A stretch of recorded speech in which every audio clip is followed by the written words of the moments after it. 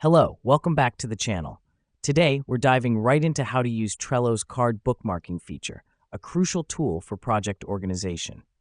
First, you'll want to open your Trello board and navigate to the card you wish to bookmark. The reason we do this is to make your frequently visited cards more accessible. Now, look to the top right corner of your card. You'll find a More option. Click on it and a drop-down menu will appear. Select Bookmark. This helps us because it adds the card to your browser's bookmark bar, making it quicker to find and open. After bookmarking, you can organize these bookmarks into folders in your browser. This step is critical because it allows for better organization of your tasks. You can manage your bookmarks in any way that suits your workflow, whether that's by project, team, or due date.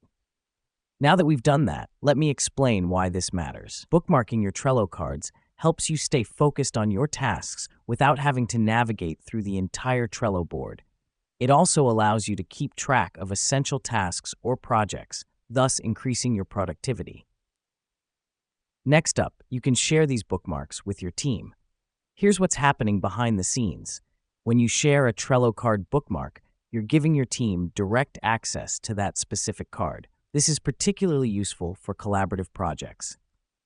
And that's it. You've just learned how to use Trello's card bookmarking feature.